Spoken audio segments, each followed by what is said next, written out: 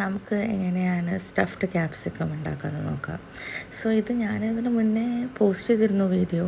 പക്ഷേങ്കിൽ അന്ന് കുറച്ച് സ്പീഡ് കൂടിപ്പോയി, അപ്പോൾ ഒന്നും ക്ലിയർ അല്ലായിരുന്നു. അപ്പോൾ ആദ്യം കുറച്ച് ഉള്ളിയും മുളകുമൊക്കെ മുറിക്കുക, ക്യാപ്സിക്കം നല്ലോണം ക്ലീൻ ആക്കുക, അതിൽ ഉള്ളിലുള്ള സീഡ്സും അതിൻ്റെ ബാരിയറും ഒക്കെ എടുത്ത് കളയുക, നല്ലോണം നീറ്റാക്കി വെക്കുക, മുകളിൽ നിന്ന് കട്ട് ചെയ്തിട്ട് അല്ലേ.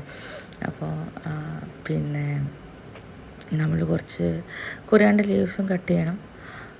പിന്നെ ഇതെല്ലാം കൂടി കുറച്ച് ചീസ് യൂസ് ചെയ്തിട്ട്, ഞാൻ ആദ്യം ചീസ് താഴെ ഇട്ടിരുന്നു, എന്താ വെച്ച് കഴിഞ്ഞാൽ കുറച്ച് ചീസി ആവാനേ, അപ്പോഴല്ലേ ടേസ്റ്റ്. അപ്പോൾ ചീസ് ഇട്ടു. അത് കഴിഞ്ഞിട്ട് നമ്മൾ ഓണിയൻസും ചില്ലീസും ഒക്കെ സ്റ്റഫ് ചെയ്യാൻ തുടങ്ങി. എനിക്ക് തോന്നുന്നത് ഞാൻ ഇങ്ങനെ ആദ്യം വെജിറ്റബിൾ ഇട്ടിട്ട് പിന്നെ എഗ് ഒഴിക്കുക ചെയ്തത്. പക്ഷേങ്കിൽ since I was trying for the first time, I feel നമ്മൾ ആദ്യം എഗ്ഗ് ഒഴിച്ചിട്ട് പിന്നെ അതിൻ്റെ മുകളിൽ ഉള്ളി ഇതൊക്കെ ഇടുക, അല്ലെങ്കിൽ ആദ്യം ഉള്ളി സാധനങ്ങൾ കുറച്ചിടുക, പിന്നെ എഗ്ഗ് ഒഴിക്കുക, എന്നിട്ട് പിന്നെയും കുറച്ച് വെജിറ്റബിൾസ് ഇടുക, എന്നിട്ട് ലാസ്റ്റ് കൊറിയാണ്ടർ ലീവ്സും ഒക്കെ ഇട്ട് കൊടുക്കുക.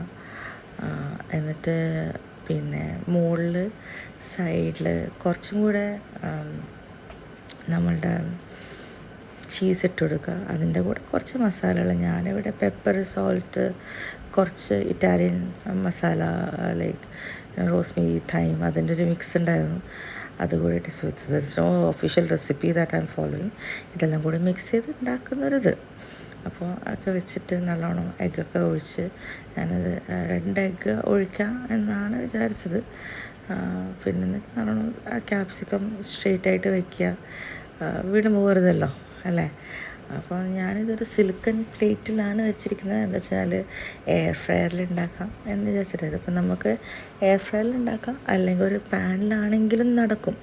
പാനിൽ വെച്ചിട്ട് ഇത്തിരി സൈഡിൽ വെള്ളം വെച്ചിട്ട് ബോയിൽ ചെയ്താൽ. പക്ഷേങ്കിൽ എനിക്ക് കുറച്ച് എന്താ പറയുക, ബേക്കാവുന്നതാണ് താല്പര്യം. അപ്പം നമ്മൾ കൈയൊക്കെ കഴുകി എയർ ഫ്രയറിലേക്ക് വെക്കുക. എയർ ഫ്രയറിൽ നമ്മൾ സിലിക്കൺ ഇതിലെടുത്ത് വെക്കാനാണ് എളുപ്പം. പിന്നെ മറിഞ്ഞു പോകാതിരിക്കാൻ ഞാൻ ആദ്യം ക്യാപ്സിക്കം പുറത്തേക്ക് എടുത്ത് വെച്ചിട്ട് വെച്ചു.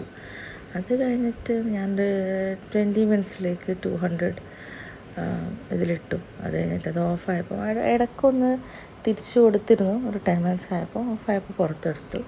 ഇങ്ങനെയാണിത് വന്നത്. It was really tasty. എനിക്ക് ഭയങ്കര ഇഷ്ടമായി. I will definitely try it again. നിങ്ങളും ട്രൈ ചെയ്ത് നോക്കുക. ഒരു രസമാണ്. It's very fulfilling. ബ്രേക്ക്ഫാസ്റ്റിന് ഒരാൾക്ക് ഇതിൻ്റെ പകുതി മതിയാവും. കുറച്ച് ബ്രെഡും അല്ലെങ്കിൽ ഇത് മാത്രം